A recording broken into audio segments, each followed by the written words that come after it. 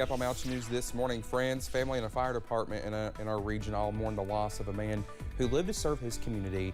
And one family in our region is left without with a heartbreaking loss after a fire destroys the place they call home.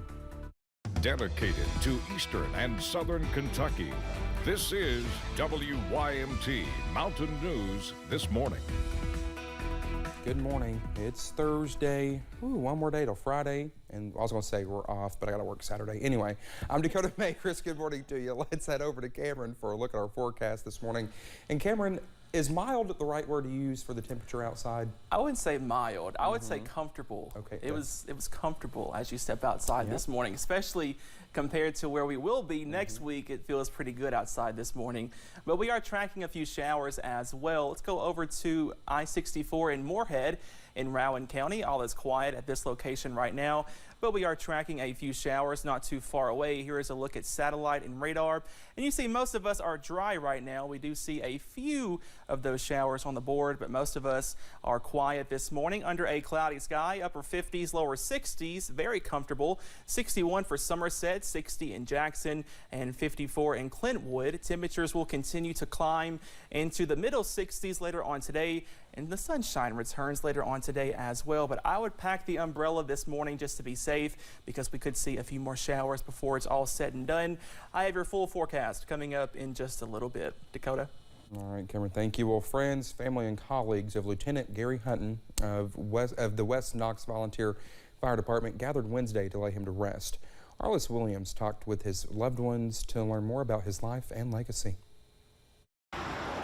Remembering a true pillar of the West Knox Volunteer Fire Department. He had a beautiful soul. He always wanted to help people wherever he could and do the best he could for others. 56-year-old Lieutenant Gary Hutton was a member of the West Knox Volunteer Fire Department since 1983, where he held numerous ranks and titles during his tenure. His family was his most important, but the community was next in line, you know. So he just done whatever he needed to do, you know, and would still be doing that.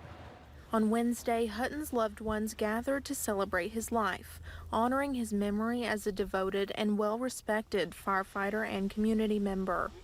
His greatest fear, one of the things he told Captain Darrell, was that he would be forgotten.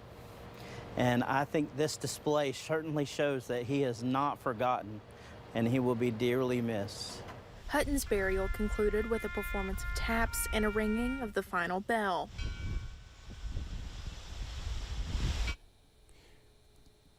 Well, emergency personnel from the Tri-City area came out to join Hutton's procession. His loved ones say they are grateful for everyone who helped honor him yesterday, and they know he would have loved it. Well, we have some sad news to pass along to you this morning. You may remember the viral picture of May Ambergee from Letcher County when she was stuck inside her home during the flooding in late July. Her son says she died Saturday, October 8th at the age of 97. Her family says she died in her sleep in Chelsea, Alabama. That's a suburb just outside of Birmingham. Her visitation will be this Saturday, October 15th at Williamsburg First Baptist Church from 12 to 1 p.m. Her funeral service will follow after that. Well, police in Somerset need help finding a missing woman. Yesterday, a golden alert was issued for 24-year-old Sarah Stevens.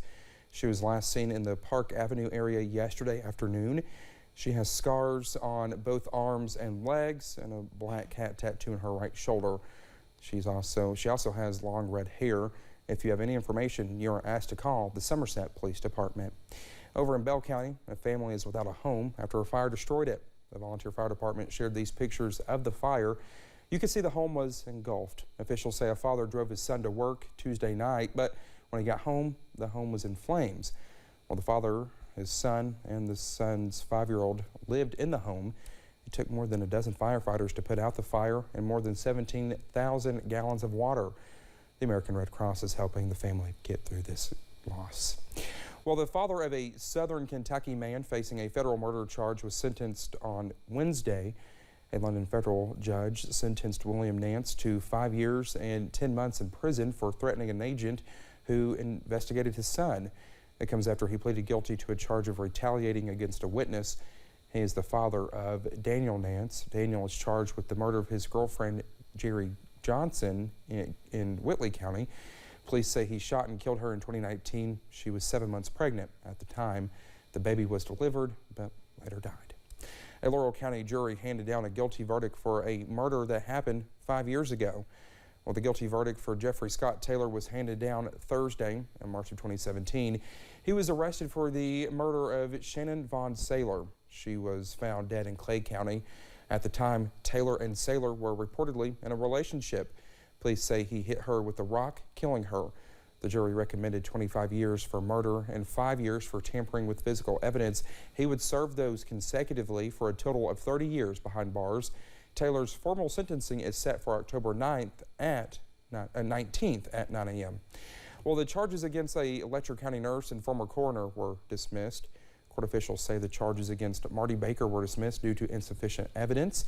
Officials say the medical records did not meet the definition of a serious physical injury. Baker was accused of beating Christopher Puckett. Well, the Department of Veteran Affairs is trying to help its patients get the help they need in a timely manner. The agency is posting wait time for information for each specific location online so users can look up specialties for them to see for themselves. Officials say right now the average wait time for nationwide is for an appointment is about 15 days. Programs that get used a lot, such as physical therapy, are now being shared among 4 community clinics in Berea, Hazard, Moorhead, and Somerset to help cut down on wait times and make care more accessible. We serve veterans in central and eastern Kentucky. I mean, Hazard's 2.5 hours away.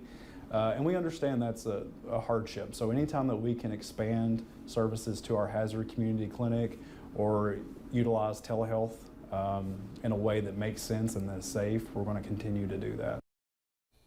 Well, officials say there's no better job than providing quality care to our nation's heroes. Well, the Williamsburg Police Department is welcoming a new leader. In September, Jason Cottle was appointed as interim chief after former Chief Wayne Bird retired. Cottle was officially appointed as chief on Monday. Congratulations to him. Well, Kentucky State Police Post 13 here in Hazard will host its 2nd annual Cruising with Cruisers car show. It will take place this weekend at the old Whitesburg High School campus. Trooper Matt Gayhart says the cruise in raises money for Shop with the Trooper so they can buy Christmas gifts for kids. And last year, the event raised $11,000. We're also extending out invite to local law enforcement agencies. We want them to bring their cruisers.